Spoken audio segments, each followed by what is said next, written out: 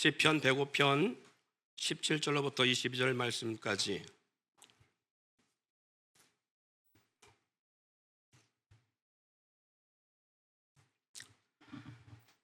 봉독 올려드립니다. 그가 한 사람을 앞서 보내셨으며 요셉이 종으로 팔렸도다. 그의 발은 착고를 차고 그의 몸은 쇠사슬에 매였으니 곧 여호와의 말씀이 응할 때까지라. 그의 말씀이 그를 단련하였도다. 왕이 사람을 보내어 그를 석방하며 뭇 백성의 통치자가 그를 자유롭게 하였도다. 그를 그의 집의 주관자로 삼아 그의 모든 소유를 관리하게 하고 그의 뜻대로 모든 신하를 다스리며 그의 지혜로 장로들을 교훈하게 하였도다. 아멘. 네, 지금도 뉴스를 통해서 보면 저건 작년 뉴스인데요. 지금도 현재도 취업을 미끼로 해서 영어를 조금 하는 그런 친구들을 불러 모아서 동남아시아로 이렇게 유인해내는 그런 유인책들도 있고요. 이런 것들이 하루에도 수십 건씩, 그리고 우리나라뿐만 아니라 중국 이 젊은이들도 그렇고 수백 명 내지 수천 명이 지금 그렇게 동남아시아로 취업을 미끼로서 보내지고요. 이런 일을 당하고 있습니다. 심지어는 장기식을 나중에 자기들이 필요한 이상의 것을 빼먹고 나면 장기식까지 적출당하는 그런 일들까지 빈번하게 일어나고 있어요. 오늘 말씀과 이게 무슨 의미가 있고 어떤 뜻이 있어서 이런 영상을 여러분과 함께 나누느냐. 첫 번째는 그냥 한 가지는 우리 젊은이들 정신 똑바로 차리고 살았으면 좋겠어요. 진짜. 그리고 우리는 이런 일을 당하면 안 되겠죠. 특별히 우리 교회 성도들은 이런 일을 당하지 않기를 소망하고요. 우리가 몰라서 그렇지요. 우리 주변에 실종자들이 상당히 많습니다. 이것이 뉴스에 안 나서 그렇지요. 수천 명이 실종되고요. 찾지 못하고 그리고 미제로 남습니다. 오늘 이 말씀에 나누기 앞서 이 영상을 나누는 가장 중요한 이유 중 하나는 우리가 영상 같은 상황이 처한다면 얼마나 삶에 희망과 소망을 갖고 살 수 있을까요? 여러분들이 이런 일을 겪는다면 저런 집단 사회 속에서 나올 수 없는 철저하게 은폐되고 철저하게 세상과 단절되어져 있는 곳에 들어가서 내가 원치 않는 그러한 폭력과 그리고 내가 원치 않는 인간적인 대접을 받으며 그런 인간적 대우를 받으며 그렇게 내가 원치 않는 하루의 삶에 기계처럼 짐승처럼 그렇게 나올 수 없는 또 나갈 수 없는 상황 속에 살아가고 있다면 우리는 얼마나 그 속에서 견디며 살아갈 수 있을까요?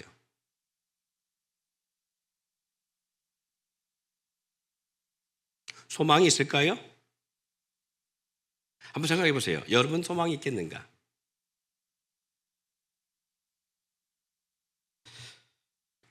예. 여러분은 내 인생에 대해서 얼마나 신뢰하고 살아가나요? 여러분 살아가는 인생에 대해서 여러분 얼마나 자기 인생에 대해 신뢰해요? 내가 누구이며 왜 사는지 내가 사는 이유에 대한 분명한 확증을 가지고 살아가고 있나요? 이것을 다른 말로 얘기하면 여러분 자신이 자신에 대한 주인의식이 분명한가라는 것입니다. 나에 대한 주인의식, 내 인생에 대해서 자기에 대해서 주인의식을 가지고 살아가고 있느냐 라는 것을 여러분에게 질문을 던지는 거예요. 이 주인의식이 왜 이렇게 중요한가 하면 내가 살아가면서 내 인생을 내가 함부로 살지 않을 수 있는 것이기 때문에 그렇습니다. 겐세라게라처럼 될 대로 되라처럼 우리가 살아가면서 그냥 주어진 것, 그냥 거기에 주어진 환경에 따라 주어진 시간과 환경과 상황에 따라 끌려가는 삶을 살아가고 있지 않느냐. 오늘 아침에 일어났으니까, 아침에 일어나서 눈을 떴으니까 그냥 오늘 주어진 환경과 상황에 따라, 시간에 따라 그냥 흘려가는, 그냥 그렇게 끌려가는 삶을 살아가고 있지는 않은가요?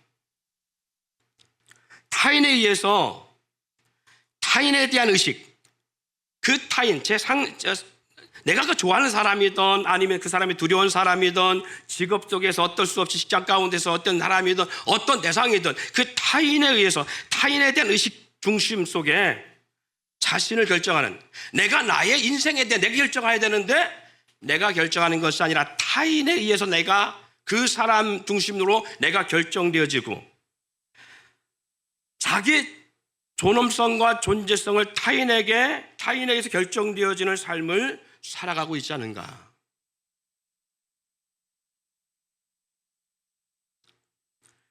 내가 행복하고 나의 행복, 나의 삶의 의미가 타인 중심에 두고 있지는 않은가.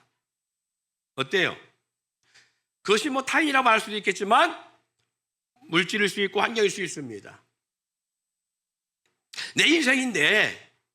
내 인생인데 불구하고 내 인생의 중심이 타인에게 있어요. 내 인생인데 불구하고 내 인생의 정체성이 나에게 있는 것이 아니라 상대에게 있어요. 그런가 하면 내 행복과 내 삶의 의미를 타인에게 두거나 어떤 물질에 두어서 그거에 의해서 내가 좌지우지되어져요.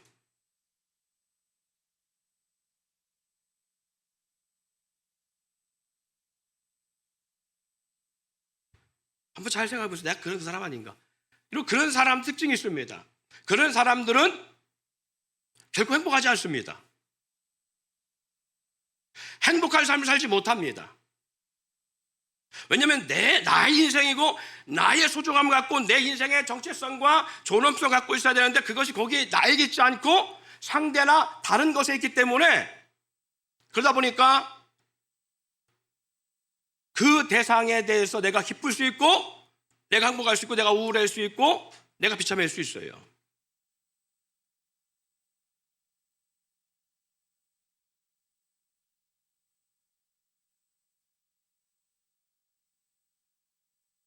우리 젊은 친구들도 그런 경험 많이 있죠. 애인이 없으면 못 살아요. 애인에게 모든 걸 다 맞춰줘요. 애인에 의해서 내 행복이 결정되어져요.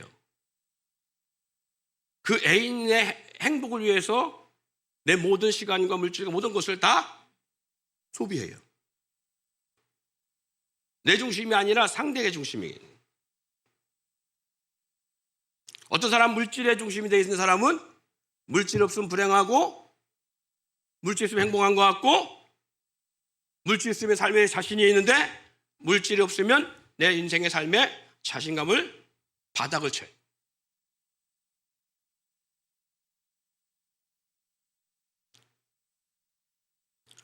하루, 한 달, 1년에 대한 삶의 목적을 우리는 성취하고 살아가는가? 나에 대한, 내게 주어진 내 인생이잖아요. 내 인생인데 내 인생에 대한 하루의 삶을 내가 목적과 목표를 세우고 성취하는, 한 달에 나의 삶의 목적과 목표를 성취하고 살아가고 1년에 나의 삶의 목표를 성취하고 살아가는가? 아니면 그냥 내 목적과 내 어떤 목표와 성취 이런 거 아니라 어떤 상대성이나 다른 것에 의해서 나의 모든 것들이 거기에 끌려가는 그런 삶을 살아가고 있지 않은가요?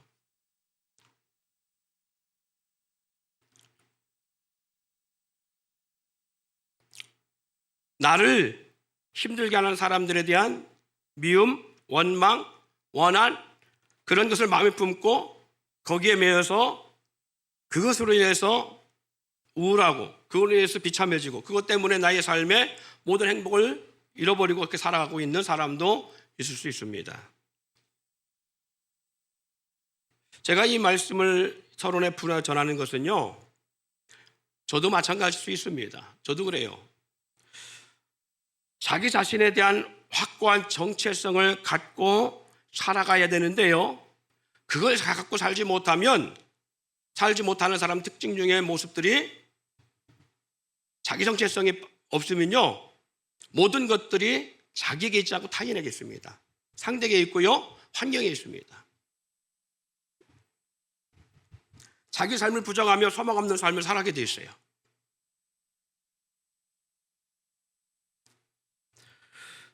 제가 말씀드린 것처럼 저도 그럴 수 있는 존재성을 갖고 있다고 말씀드렸잖아요.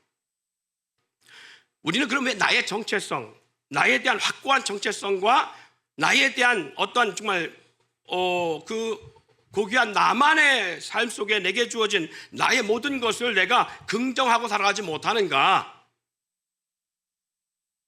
여러분, 이것이 그냥 심리적인 이야기 같지만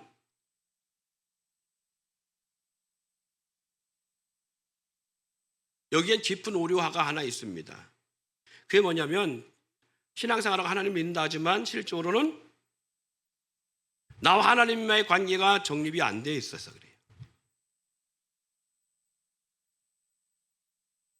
하나님이란 존재성, 이 하나님은 하나의 그냥 상징적 의미로만 가지고 있는 대상이 되어지면 우리는 쉽게 오류에 빠지고 그로 인해서 우리는 나의 정체성을 상실하고 살아갑니다. 여러 가지 상황이 있지만 그 중에 하나가 뭐냐면 자신의 무능함을 경험할 때, 내가 나의 무능함을 계속 경험하고 있잖아요. 그러면 우리는 어떤 상황이 되냐면 내 정체성을 잃어버리고, 그리고 하나님의 존재성과 하나님 나와 함께 하심에 대한 본적 믿음에 대한 부분이 없어집니다.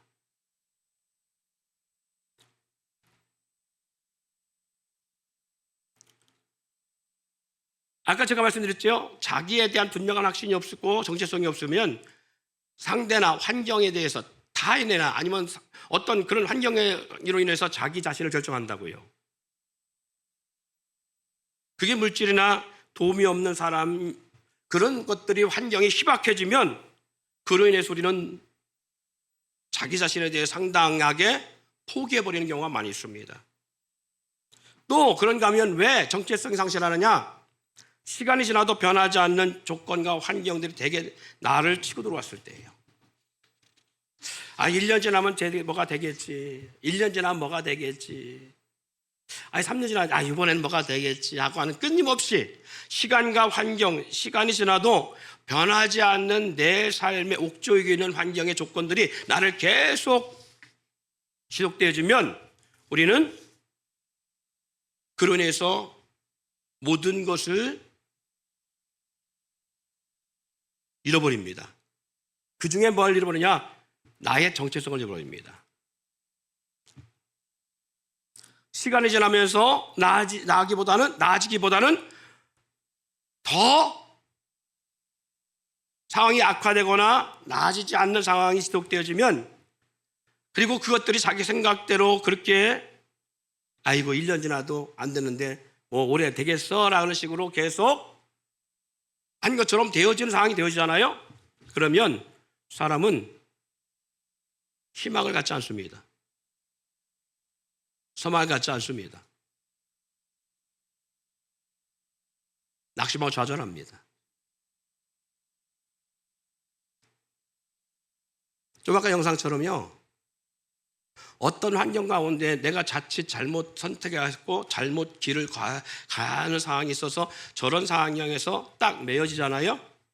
그리고 그 상황이 두려움과 공포로 다가오고 더 이상 내가 여기서 나갈 수 없는 상황이 저 환경이다라고 하는 이 정체성에 딱 빠지고 그렇게 되어지면요, 소망과 희망을 갖지 않습니다. 그래서 제가 이 영상을 보여준 거예요. 여러분이 저런 환경에 빠져 있다면 과연 희망을 놓지 않고 살아갈 수 있겠느냐?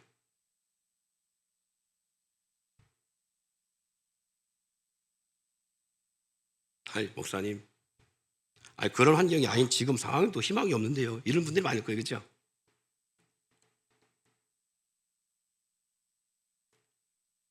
오늘 첫 서론부터가 너무 진지해서 그런가 표정들이 아주 축상입니다.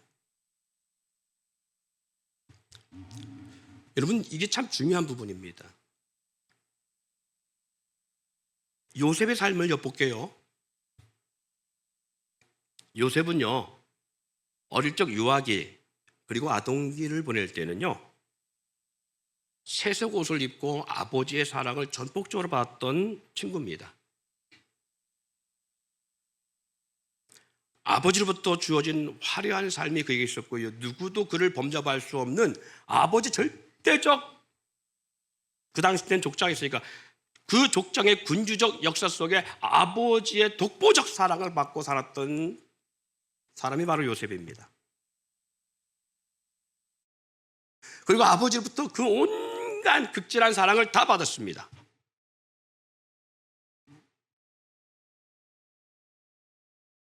화려한 대우, 존엄성, 존재성이 너무 확실하게 어릴 적 요셉에게는 주어졌습니다.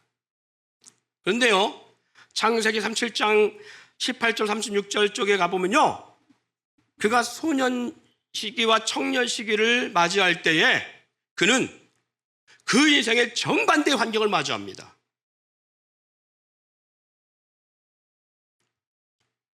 형들로부터 왕따가 되어지고요, 형들로부터 버림을 받습니다.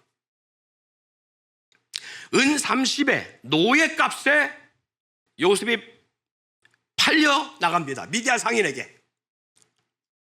그래서 노예가 되어서 어느 갑자기 하루아침에 그의 신분이 노예가 되어서 팔려가 가족과 부모로부터 완전 분리되어지는 데에 지금처럼 네트워크가 잘 되고 지금처럼 교통이라든가 모든 인터넷이라든가 모든 이런 통신망이 활성되지 않은 과거 고대 천년 전에, 그 당시 때는 이렇게 한번 헤어져서 노예에 팔리잖아요. 신분을 회복하기는 불가능합니다. 돌아올 수 없는 강입니다. 더구나 미디안 상인에게 팔려서 에집트에까지 끌려가 에집트에서 노예값으로 다시 팔려지는 이런 역사를 경험하게 되면서 내가 어디로 가고 있는지, 어떤 상황을 경험하는지 전혀 그런 내 의지와는 상관없이 철저하게 맺어진 상태에서 철저하게 유린당하고 철저하게 인격의 유린과 그리고 신분의 유린을 당하고 노예가 되어서 하루아침에 노예가 되어서 보디발의 집에 그렇게 종으로 살아갑니다. 완전 인생 가치성이 상실된 겁니다. 당시의 노예, 당시의 종의 신분은요, 소나 돼지와 같은 말과 같은 그러한 대상과 다르지 않습니다. 하나의 주인의 부속물이고 주인의 재산의 일부입니다. 건강한 노예는 일을 시킬 수 있지만 건강하지 않은 노예는 죽일 수 있는 권한이 주인에게 있었습니다. 주인의 마음이 흡족지 않으면 죽을 때까지 매를 맞다가 죽어도 아무 상관이 없습니다. 자기의 감정, 자기의 어떤 소리, 자기의 생각을 전혀 반영할 수 없는 그러한 환경이 노예의 삶입니다.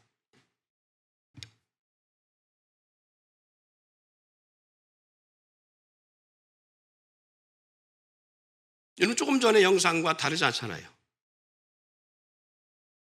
돌아올 수 없는 상황, 다시는 부모를 만날 수 없는, 전혀 기대할 수 없는 상황들. 한번 잡혀가면 더 이상 돌아올 수 없는, 그 신분에 회복될 수 없는, 주인의 소유물일 수밖에 없는, 평생을 그렇게 개 취급받으며 평생을 그렇게 짐승 취급받으며 살다가 죽어야 하는 환경입니다. 무슨 소망이 있겠어요? 무슨 희망이 있겠어요? 무슨 살고자 하는 열망이 있겠어요? 아니,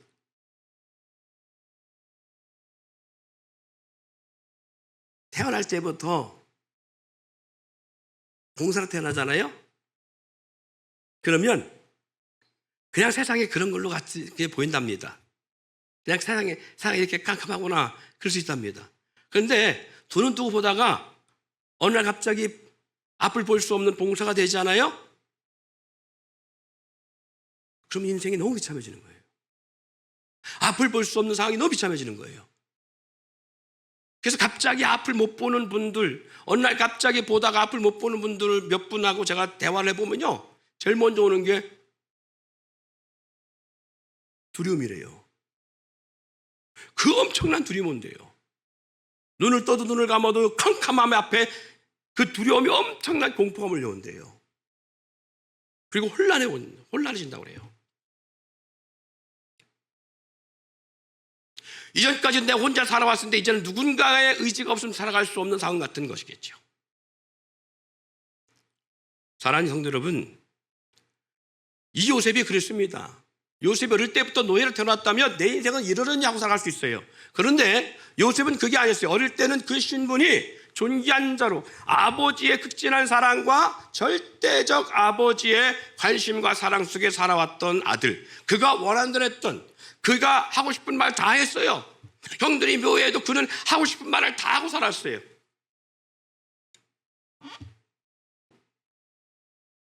그런데 하루아침에 노예 신분 되어지고 형들로부터 버림받고 형들에게 팔림받고 형들에게 원수가 되어지고 하는 이런 과정을 겪으면서 그는 하루아침에 더 이상 부모를 만날 수 없는 부모와의 분리된 환경, 그 어린 나이에, 그리고 이방 땅, 전혀 돌아올 수 없는, 전혀 경험해보지 못한 환경의 땅에서 전혀 자기가 원치 않는 삶을 살아야 되고 주인에 의해서 끌려다니는 삶을 살아야 되는 그의 처절한 환경 속에서 요셉,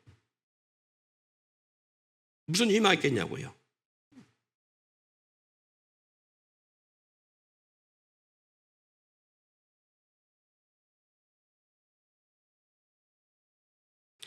아니, 자유가 있고 하고 싶은 말 하고 먹고 싶을 때 먹고 일어날 때 일어나고 싶을 때 시간 일어나고 그럴 수 있는 환경을 살아가도 삶이 재미가 없어요. 목사님,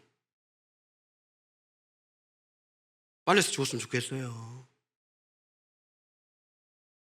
그러는데 무슨 희망이 있겠어요?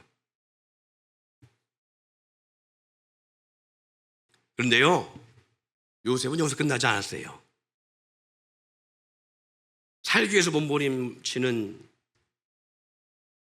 요셉의 삶 속에, 살기 위해서 전적 몸부림을 치고 있는 요셉의 삶 속에 더 큰 시련이 옵니다. 죄수의 신분이 되어집니다.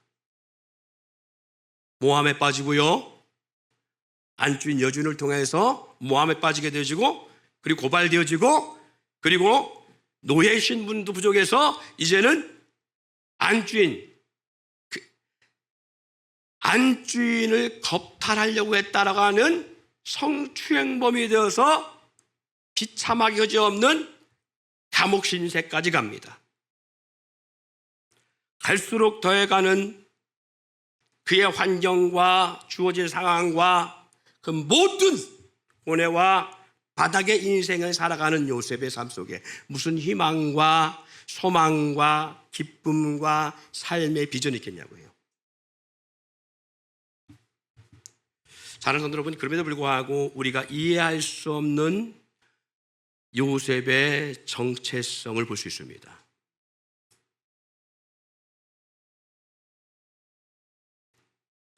그게 바로 뭐냐? 그의 긍정의 마인드입니다. 여러분, 요셉의 이 이야기는 그냥 소설이 아닙니다. 그의 인생의 환경의 모습이었습니다. 그렇다면 우리도 마찬가지입니다. 오늘 우리가 살아가며 우리가 살아가는 삶도요, 소설이 아니에요. 우리의 인생이 달려있는 삶의 문제라고요.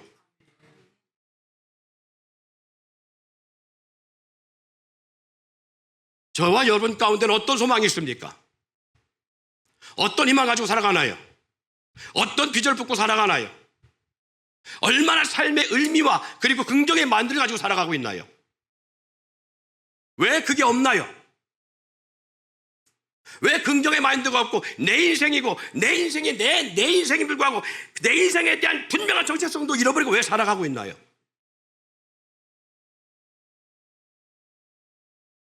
요셉 같은 환경이 내게 주어졌다면 나는 과연 어떨까라고 할 때에 저도 자신을 못합니다. 형들에 대한 복수의 칼을 갈 수도 있고요. 살고자 몸부림친 것밖에 없는데, 주인을 위해 충성한 것밖에 없는데 불구하고 이런 비참한 모함을 받고 성추행범이 되어서 영원한 감옥에, 언제 죽을 어떤 상황이 벌어질지 모르는 감옥에 죄수가 되어 들어가는 상황이 내 삶에 주어지고 있다. 모든 사람에 대한 원망과 불신, 인간들에 대한 이가 갈릴 수밖에 없는 그 절대 절명의 어떤 그러한 분함, 원망, 이것이 우리 가운데 있지 않을까요?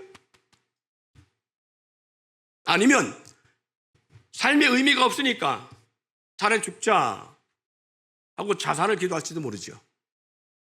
그런데 놀라운 것은 요셉의 삶에 우리가 이해할 수 없는 정체성, 긍정의 마인드를 볼 수 있어요.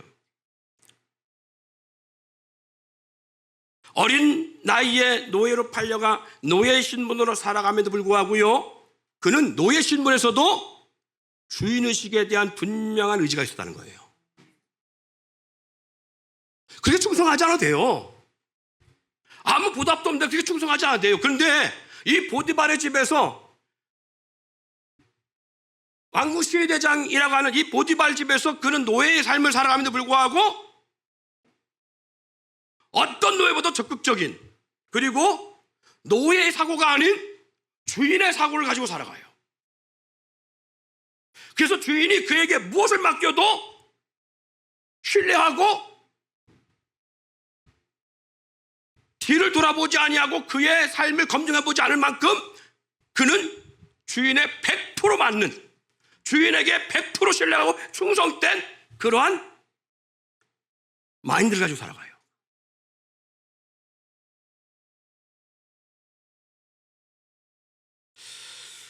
여러분 어때요? 우리는 누가 보던 보지 않던 주인의식이 있나요? 지난주에 우리 자녀들 다음 세대에서 말씀도 터치했습니다마는 어때요? 한 주간 집에 가서 우리 부모님들, 우리 자녀들 자기 방 치워요? 아니면 부모님 밀선 도와요? 빨래도 걷습니까? 청소도 합니까? 어때요?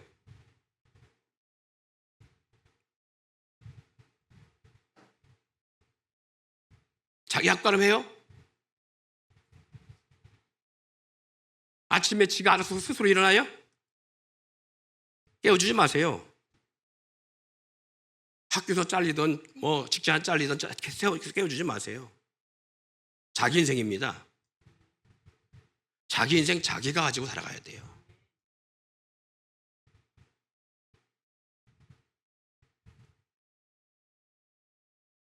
요셉은 그랬다는 거예요. 요셉은 환경적으로 부정적 환경이고 절대적으로 그런 마인드를 가질 만한 환경이 아닌 불구하고 요셉은요, 예를 들자면 오늘날 같으면 이런 거예요. 아침에 9시까지 출근해야 되는 불구하고 7시, 8시, 6시부터 일어나갖고 1시간, 남들보다 1시간, 다른 직장, 다른 사원보다 1시간 일찍 가갖고 직장을 돌보고요, 모든 걸 끝날 때도요 일찍 안 하고, 일찍 먼저 안 하고, 시간 보고 있다가 땡 하고 가는 게 아니라 불점검 다 하고, 마치 지가 국관리소장처럼 다 하고,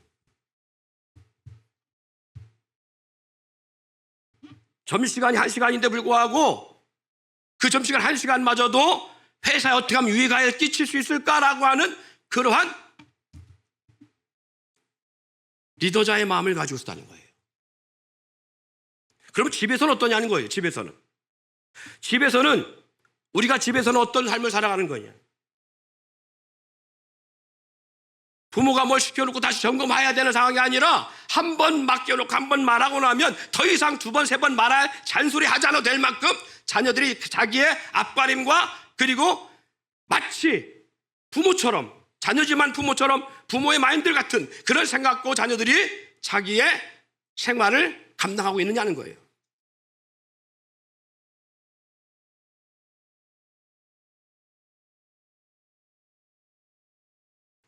내 인생을 위해서 내가 살아보려고 몸부림치고 노력하고 있느냐는 거예요. 어떻게 하면 하나님이 주신 나의 삶에 주어진 인생을 내가 정말 제대로 살아봐야 되겠다 하는 마인드를 가지고 그렇게 자기 인생의 분명한 정체성을 가지고 살아가고 있느냐. 내게 주어졌던 환경이든 그 환경에 대한 분명한 의식을 가지고 살아가고 있느냐. 이 요셉은 종의 신분에 불구하고요, 요셉은 철저하게 자기 관리를 할 줄 알았어요. 그리고 충성된 삶을 살았어요.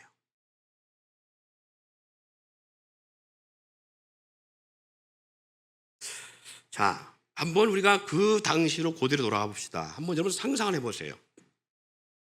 그 보디발의 집에 요셉 한 사람만 종이 아닐 거예요. 적어도 시위대장이면 상당한 권력과 권한이 있는 사람이고 그의 재산이 상당히 있던 사람이에요.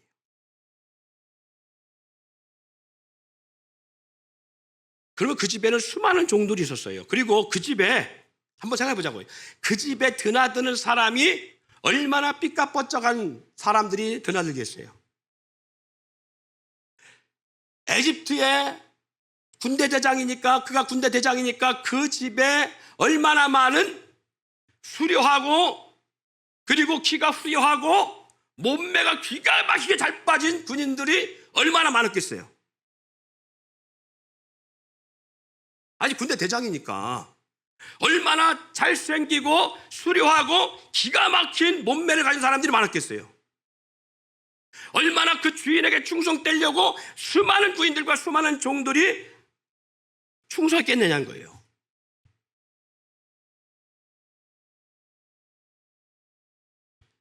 깔린 게 지천이 남자입니다. 지천으로 깔린 게 사내들입니다. 그런데 그 집에서 최고의 권력을 가진 안주인이에요. 안주인이 그 수많은 지천으로 깔린 사내들 가운데 그것도 신분이 고위백작도 아니고 고관도 아니고 군인도 아니고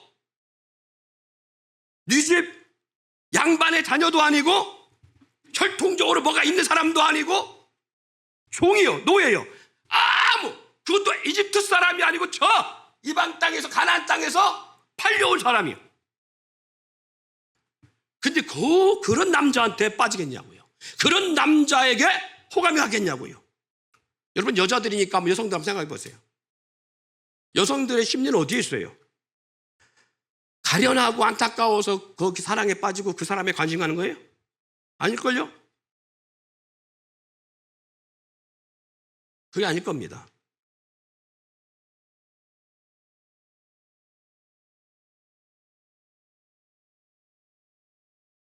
이왕이면 수준이 맞고 이왕이면 뭔가 나은 사람한테 가는 거 아니에요? 관심이?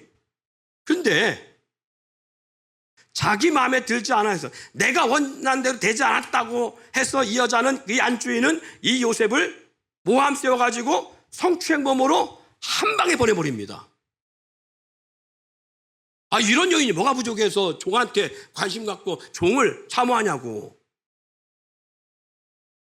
그런데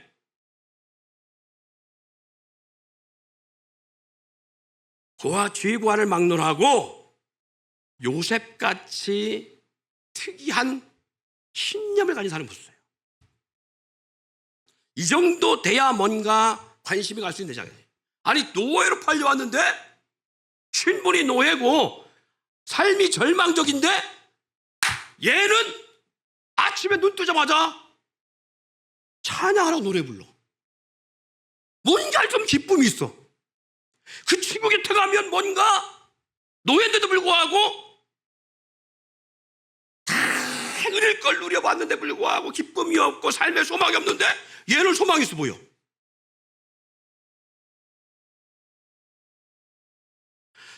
누구랑 대화해도 삶의 기쁨을 얻지 못하는데 얘 곁에 오면 기쁨이 있고 소망이 있어. 이상하지 않나요? 여러분 그런 인생 살아요?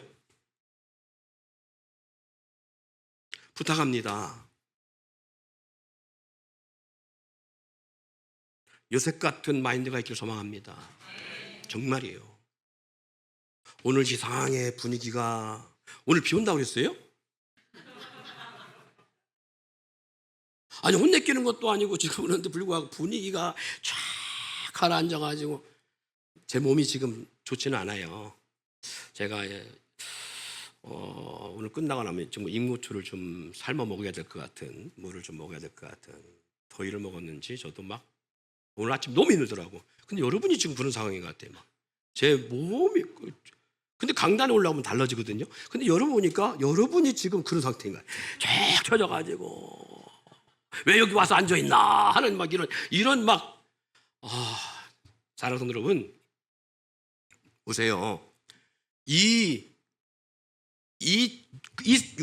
에집트에서는 왕 다음 갈 만큼 절대적 권력을 갖고 있던 여성이었어요. 이 여성이 무엇이 부족해서 신분이 바닥인, 아니 신분이 말하고 개, 돼지 같은 그러한 존재성에 대한 인성을 인간이라고 말하는 어떤 인간적 대우가 전혀 아닌 노예의 신분의 사람을 사모하겠냐는 거예요. 뭔가 이유가 있으니까 하는 거 아니에요. 여러분이 회사에 갔던, 직장 갔던 어디 갔는데 적어도 그 회사의 오너의 사모님이, 아이고 우리 민소를 보니까 마음이 딱 가는 거야. 뭔가 막 자꾸 막 민서한테 너무 잘해주는 거야. 예를 들자면 막, 그리고 막 민서만 오면 막 벌써 막 안 보이다가도 막 누가 오라고 해도 막 사장이 남편이 오라고 해도 안 오는데 막, 그런데 불구하고 민서 땅사람을 벌써 딱 와갖고 막 오늘 아침에 뭐 줄까? 뭐 이거 챙겨주는 거야. 막 이 정도로. 그럴 수 있을까? 나는 너가 그런 대우를 받기를 원한다. 그런 대우를 받기를 원해. 지민은 아르바이트 할 만하지? 아니요? 아르바이트 하면 너 아르바이트생으로서 대우해주지? 예. 손님들도 막 대우해주고 막 잘해주지? 예. 근데 왜 할 만 안 해? 대우받으면서 할 만하지. 직장생활하면요, 괴리감이 빠질 때가 많잖아요. 사람과 상대하는 서비스업은 특히 더 그럽니다. 내가 돈만 아니면 너하고 내가 다시는 얼굴 한 번도 안 하는 인간들이 얼마나 많아요. 근데 요셉은 최악의 신분이고 부모로부터 팔려와서, 부모로부터 떨어져서 정말 종으로 팔려와서 그렇게 비참한 삶을 삶에도 불구하고 그는 자기 관리가 너무 멋있게 잘 되는 거예요. 그래서 이 자기 관리에 대해서 제가 고민해 봤어요. 어떻게 자기 관리를 어떻게 했으면 이렇게 정말 그 에집트에서 기라성 같은 모든 남자들을 다 배제하고 이 종한테 빠질 수 있을까, 안주인이. 그래서 제가 설교하기 전에 이것을 무수히 고민해 봤어요. 그럼 답은 없더라고요. 근데 몇 가지는 추론할 수는 있어요. 아까 말했던 것처럼 웃을 일도 없을 텐데 불구하고 항상 기쁨이 있어. 항상. 오늘 우리 어때요? 옆 사람 좀 보세요. 기쁨이 있어 보이는지, 절망 가운데 이 자리에 앉아있는 사람 좀 보시라고. 기쁨이 있어요? 네? 집사람이 저한테 요즘은 좀 덜한데 예전에는 항상 했어요. 좀 집에 들어오면 좀 웃어. 그 죽상하지 말고. 집이라도 편해야지. 아니 성도들하고 좀 웃었으면 집에 가서라도 내 모습을 이렇게 좀 드러내고 살았으면 좋겠는데 집에 가서 웃어야 돼. 이게 있잖아. 이게 스트레스에 집에 가서 웃어야 돼. 안 웃긴데 웃어야 돼. 뭔가 발기해야 되는 거야. 이게 내 숨소리 들으면 지붕이 무너질 것 같아. 그러니까 이런 게 있어요. 이게. 어떤 부인들 그거 좋아하겠어. 싫지, 그죠? 네. 싫지. 어떤 분들 좋아하겠어. 싫지. 그런데 웃을 조건이 전혀 없는 환경에 살아가는 한 인간, 사내가 노예인데 얘는 맨날 웃어. 맨날 활기차. 뭔가 정말 삶의 소망이 있어 보이는 거예요. 삶의 소망이. 희한한 마인드를 가지고 있어요. 긍정의 마인드인데 너무 긍정의 마인드가 좋아요. 그렇다고 정말 이게 아니잖아요. 뭔가 그럼에도 불구하고 진지한 거예요. 그리고 대부분 머리를 안 써. 노예면 그냥 시킨 일만 하지. 근데 이 친구는 너무 머리를 잘 쓰는 거야. 너무 샤프한 거예요. 문제를 주면 어떤 일을 맡겨놓으면 문제를 해결하지 못하는 문제가 없어요. 다 해결해요. 돈으로 하는 게 아니잖아요. 주인이면 돈으로 하고 권력을 하지만 노예가 뭘로 하겠어요. 근데 불구하고 이 노예는 생각이 아주 샤프했어요. 맡겨진 일 어쩔 수 없이. 우리 군대 가보면 그런 모습들이 있습니다. 군대 가면요, 예비군 훈련 받으러 가도 그렇잖아요. 남자들은 막 차장인데도 불구하고, 오는데도 불구하고 막상 예비군 딱 입혀놓으면 개판됩니다. 그때부터 막 개판돼갖고 막 총기질 들고 다니고 막 옷도 막 아무데나 주저앉아버리고 막 담배 다 버리고 막 이게 남자 이 군대 가갖고 제대하고 예비군 간 사람들 특징들이 이게 뭐 제대로 하는 게 없어. 근데 전쟁 딱 끝나잖아요. 사복 딱 입으면요, 자영 딱 타고 나갈 때 보면요, 또 여기도 멋있어 또. 아주 희한한 인간들이요, 남자들은. 네. 이게 남자예요. 근데 지금 이 요셉의 삶의 모습은 그렇다는 거예요. 너무 뭔가를 맡겨놔도요, 그 문제를 해결나가요. 그래서 주인이 두 번 다시 돌아보지 않을 만큼. 그래서 이 주인이 그 노예 요셉에게 그 아내 외에 모든 창고의 열쇠를 다 맡겼어요. 그리고 심지어는 그 집에 오는 모든 그가 시대장이고 왕을 지키는 군대 대장이니까 그에게 달라붙어 얼마나 충성해보고 싶겠어요. 그리고 그에게 잘 보이면 자리가 상승한다는 걸 알잖아요. 그러니까 얼마나 전국에서 많은 사람들이 그를 찾으러 왔겠냐고. 얼마나 많은 진귀한 보석들을 가지고 그를 찾아왔겠냐고요. 근데 이 모든 것마저도 요셉에게 다 맡겨놓고 요셉으로 하여금 나를 아련할 사람 딱 네가 알아서 결정해. 할 만큼 맡겨놨다고요. 다. 노예인데.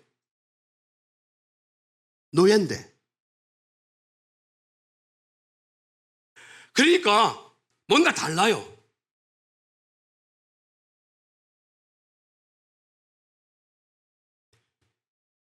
최악의 막다른 환경과 상황의 자리에서 꺾이지 않는 그의 신념. 아니, 그렇게 잘했어요. 그 집에 모두가 충성했어요. 그가 그 안주인을 탐한 것도 아니고 안주인에 마음을 쓴 것도 아닌데 불구하고 그 안주인이 그 노예에게 반해서 노예에게 잘해주고 그 노예를 사랑해보려고 그렇게 하다가 이 요셉이 그걸 박차고 나온 거잖아요. 자기 외투까지 벗어버리고. 그랬더니 자기가 죽도록 창피하니까 요셉을 고발해갖고 감옥에 집어넣은 거 아니야. 대가 뭐냐고요. 충성함밖에 없어요. 최선을 다해 사는 것밖에 없어요. 그런데 감옥에 갔어요. 그러면 사람은 이 정도로 사람이 환경에 처해지면요, 인생 잘해봐야 소용없네. 열심히 살아봐야 소용없네. 아무리 몸부림 쳐도 안 되네. 이게 인생의 모습이지 않아요? 여러분은 아닌지 모르겠지만 저는 그렇더라고. 몸부림 치다가 안 되면요, 포기가 되더라고. 해보려고 안 되면 포기가 되더라고. 그러면 좀 기도라도 해야 되잖아요. 기도도 안 나와. 기도도. 하나님 살아계시잖아요. 그죠? 진짜? 안 믿어져. 근데 왜? 나는 왜 이게 안 믿어질까? 여러분의 아멘이 왜 안 믿어질까? 정말 살아계신 믿어요? 그럼 사람이 살아계시잖아요. 그죠? 그러면 절대절명의 위기와 어떤 어려움이 오면 어떻게 해야 돼? 정말? 그래, 매일 와서 기도 1시간, 2시간 막 물이 뿜을 때까지 역사 일할 때가 하시더라, 보니까. 근데 일주일 동안 내가 교회 와서 밤에도 내가 혹시 밤에 12시에 와서 기도하시는 분 있나 싶어서 내가 교회에서 잡아. 아무도 안 와. 절간가? 더 죄송하지만. 아침엔 잠깐 왔다 가는 표시가 나요. 누구는 왔다 가는 줄 알아요. 나머지는 모르겠어. 근데 어쨌든 중요한 것은요, 기도를 와서 하고 안 하고가 중요한 게 아니라 정말 하나님의 살아계심과 역사하심을 우리가 신뢰하냐는 거예요.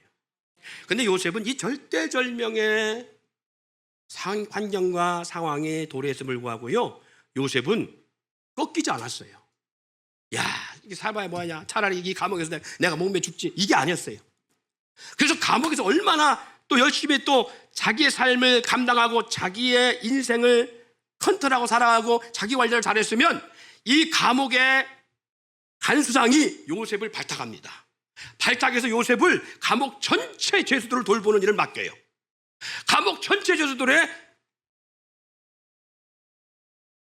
상담 심리학자가 됩니다.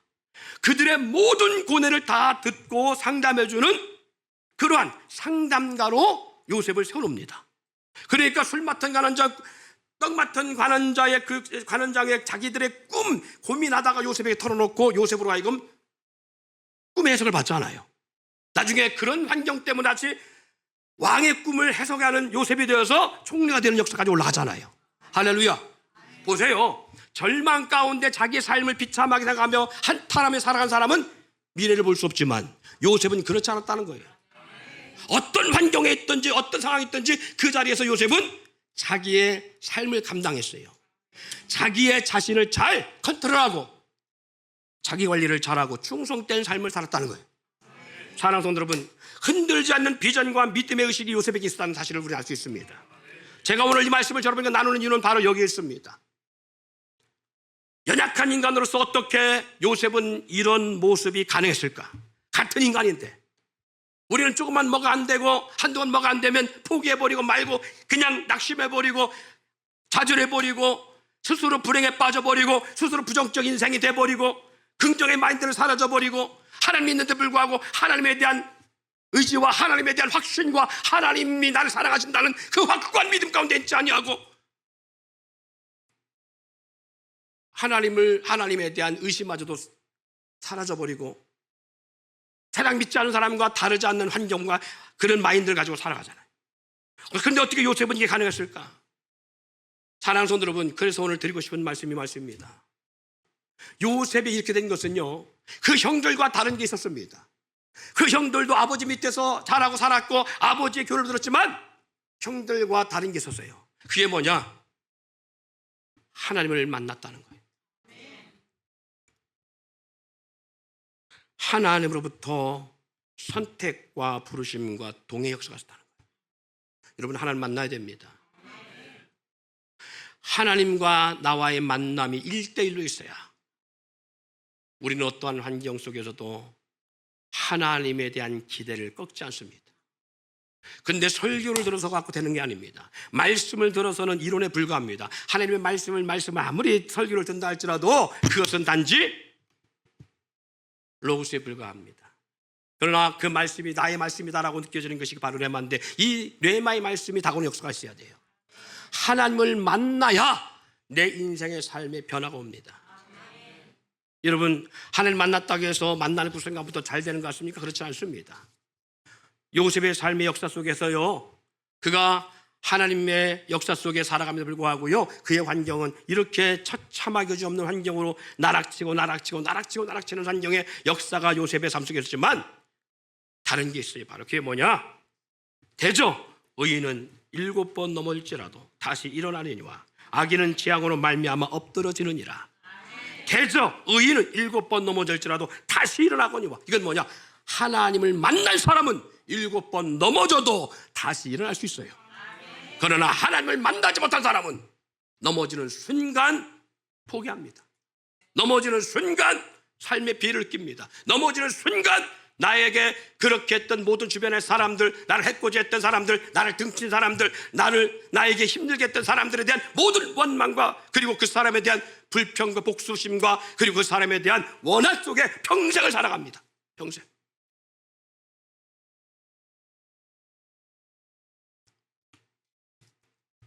하나님을 만나야 하나님의 인도하심이 있습니다. 창세기 39장 2절 3절 말씀 속에 보니까 여호와께서 요셉과 함께 하심으로 어떻다는 거예요? 그가 형통한 자가 되어서 그 주인 애굽 사람의 집에 있으니 노예로 있었다는 얘기지요. 여호와께서 요셉과 함께 하심으로 노예로 비록 환경적 삶은 처절할지라도 그의 주인이 여호와께서 그와 함께 하심을 보며 또 여호와께서 그의 범사에 형통케 하심을 보았더라. 할렐루야. 여러분, 우리의 삶 속에 하나님이 나와 함께 하시는 역사가 증거돼야 돼요. 그건 내가 증거해야 되는 것이 아니라 주님을 사랑하고 주님과 함께하면 주님이 나의 삶 속에 역사하심을 보게 되어집니다. 그래서 하나님을 모르는 사람들, 하나님을 경험하지 못한 사람 나를 볼 때에 이 사람은 세상 사람과 일반적인 사람과는 다르구나. 왜? 7번 넘어져도 웃어.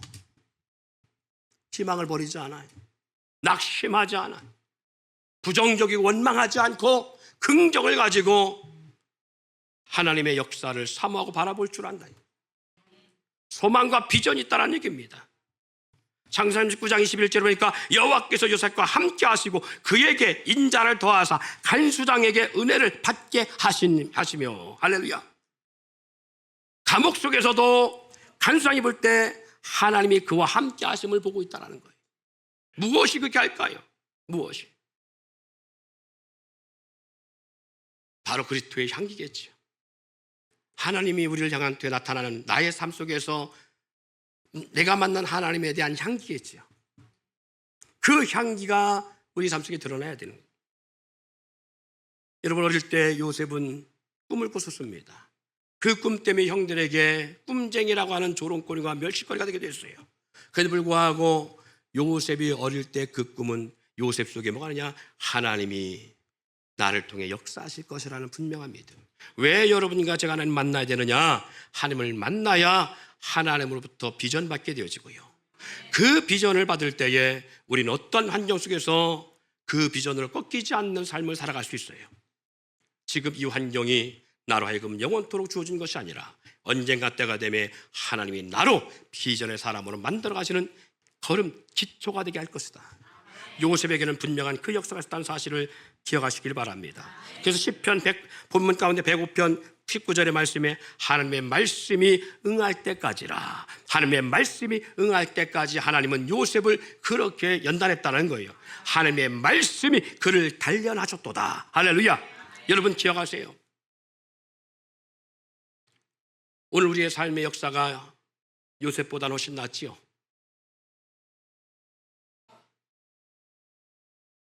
요셉보다 못한 사람만 손 들어봐요. 그럼 하나님이 내일 보내줄 거예요. 어디로? 노예로. 요셉보다 못한 사람 아무도 없어요. 그렇죠? 적어도 여러분 그래도 대한민국에 살면서 자유대한민국에서 인격적 대를 받고 사는 사람들이에요. 그리고 내가 아침에 일어나고 싶을 때 일어나고 눕고 싶을 때 누울 수 있는 사람들이에요. 그렇죠? 저나 여러분이나 내 인격을 가지고 내가 하고 싶은 대로, 왜 남자들이 군대 가서 군대 가는 걸 싫어하고 우리 젊은 총각들이 휴가를 안 나가도 모든 휴가 반납할 테니까 그만큼 빨리 세대지만 시켜준다면 나는 휴가도 반납하겠습니다 할 만큼 군대 가기 싫을까요? 요즘은 군캉스라고 하네? 요즘은 군캉스라고 그래. 우리 세대와는 전혀 다른 군대 생활하고 있어요. 아니 핸드폰을 주는 군대야. 하고 싶은 데서. 아니 그럼 핸드폰 왜 주는지 모르겠어. 죄송합니다만 핸드폰 주면 우리 아들 군대 가는데 핸드폰 전화하는데 할 말이 없는 거야. 처음에는 잘 썼어 힘들지 않아 몇 마디 하고 나는데 문제는 그 다음부터 안 끊어. 할 말이 없어. 빨리 끊었으면 좋겠는데. 와 근데 야 끊어 이러면 또 서운하다고 나중에 원망할까 봐 끊으라고도 못해. 나는 그래서 딸들로 태어난 집안들이 행복하다고 생각해. 딸들은 군대 갈 일 없으니까 그런 전화 올 일 없잖아요. 근데 남자들은 안 그래. 남자들은. 왜 그러냐면 군대 생활이 뭐가 복잡해 너무 힘들어 인격적 못 받아. 아니요 그게 아니라 단지 틀에 매 있는 거잖아요. 내가 하고 싶은 대로 못 하는 거잖아요. 주 밥 따줘 옷 따줘 다 나는 대주는데 불구하고 왜 못 있어? 단지 매여 있는 거잖아요. 자고 싶을 때 자야 되는데 자기 싫어도 자야 되고 일하고 싶지 않아도 일어나야 되고 뭔가 그게 틀에 매여서 그 프로그램 따라 움직이는 것이 너무 싫은 거잖아.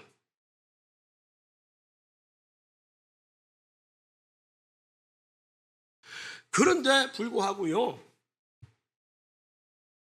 제대하려고 하잖아. 그래서 나오면 특별한 것도 없어. 네, 사랑하는 성도 여러분, 적어도 우리 삶에는요 내가 자고 싶을 때 자고 일하고 싶을 때 일어나고요, 내가 하고 싶은 거 먹고 싶은 거 먹고요, 입고 싶은 거 내가 사 입을 수 있고요, 다 할 수 있어요. 그죠? 예. 근데 왜 낙심해요? 왜 삶의 소망이 없나요?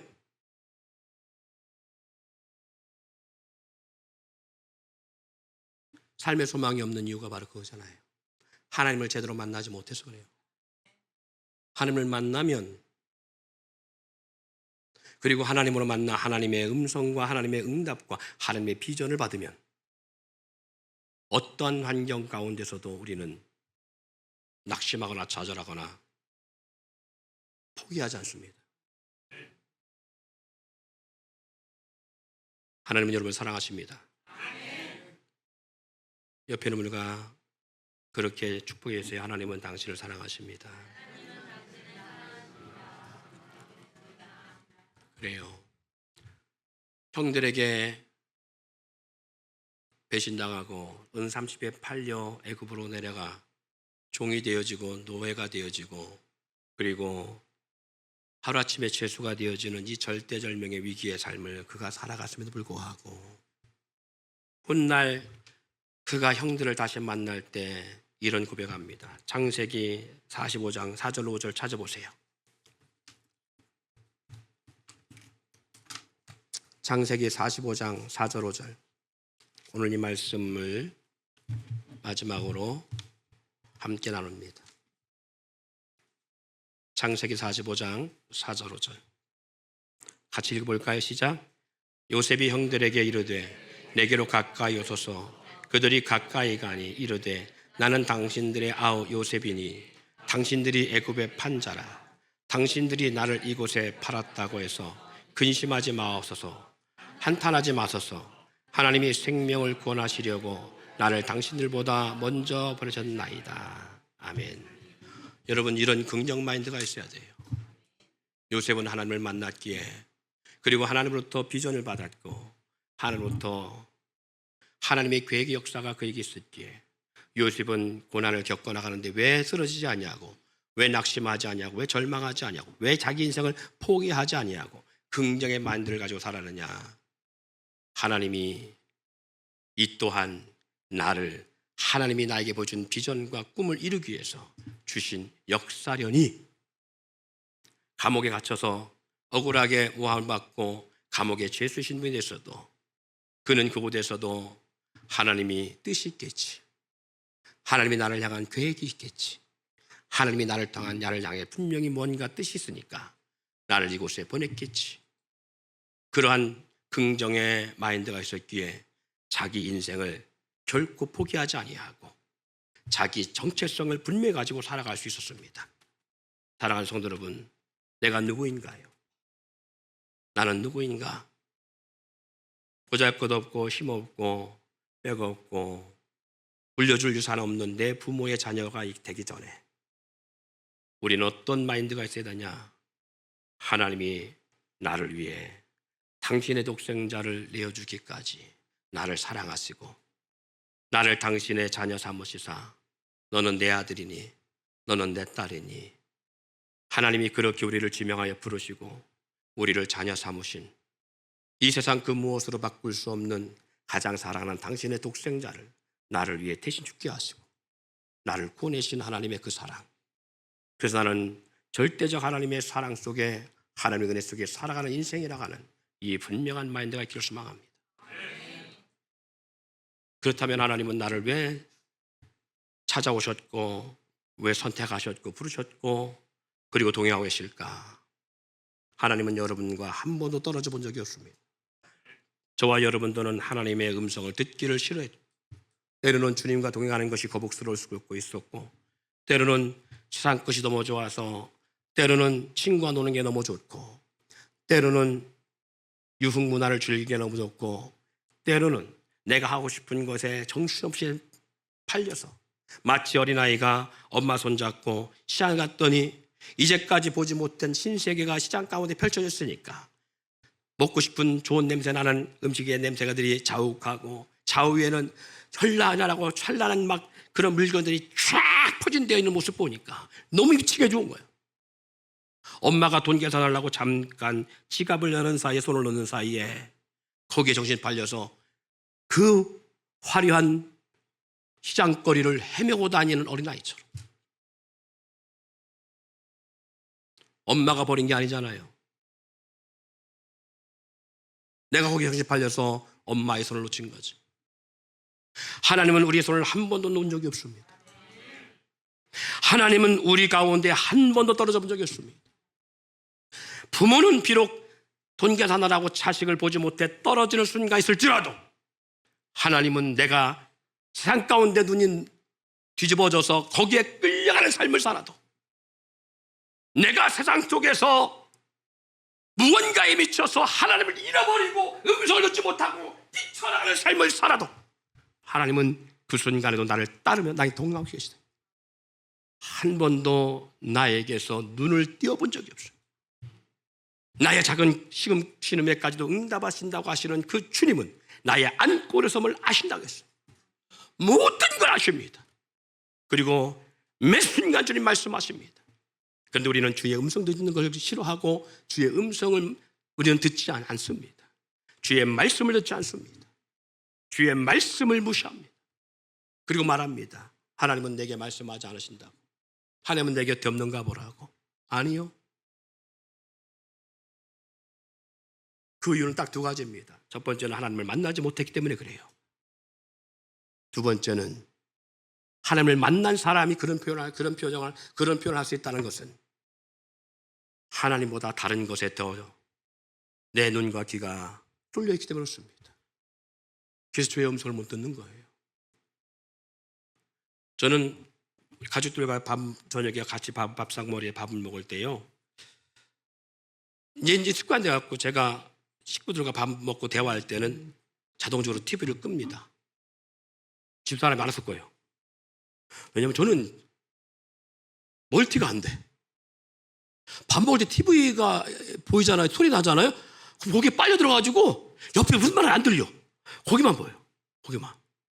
그래서 뭘 얘기를 했대. 아들하고 무슨 얘기 했대. 같이 했대. 대답도 했대. 나는 전혀 들은 바가 없어. 왜 그래요? 정신이 팔려있으니까 그런 거잖아요. 내 눈과 귀가 TV에 정신이 팔려있으니까 그런 거잖아요. 말하지 않았어요? 옆에 없었어요? 아니요. 옆에 있었어요. 같이 밥 먹고 있었어요. 얘기하고 상의하고 대화했어요. 근데 내가 못 듣는 거잖아요. 내가 못 듣는 거잖아요. 왜? 여기에 집중하지 않으니까. 하나님이 말씀하지 않아서가 아니라 하나님은 날마다 여러분과 아침에 일어나자부터 누울 때까지 그리고 꿈중에서 하나님 말씀하십니다. 그런데 우리는 그 하나님의 음성과 하나님의 모습보다 더 팔려있는 게 있어요. 영적 멀티가 안 되는 거잖아요. 못 듣는 거잖아요. 안 하시는 게 아니라 하신다니까요. 근데 우리 못 듣는 거예요. 그러나 요셉은 그러한 절망의 순간에도 하나님과 동행했다는 사실입니다. 그런 환경 가운데서 또 하나님과 대화했다는 거예요. 사랑하는 성도 여러분, 하나님은 살아계십니다. 그리고 하나님은 여러분을 한순간도 놓쳐본 적이 없습니다. 하나님은 여러분에게 매 순간 말씀하십니다. 그리고 여전히 사랑하십니다. 당신의 아들도 아낌없이 내어줄 만큼. 그래서 로마서 이렇게 말씀합니다. 내 아들도 아끼지 않고 내주는 너희들에게 내가 모든 걸 주지 않겠느냐? 사랑하는 성도 여러분, 오늘 이 요셉의 마인드가 저와 여러분의 있기를 원합니다.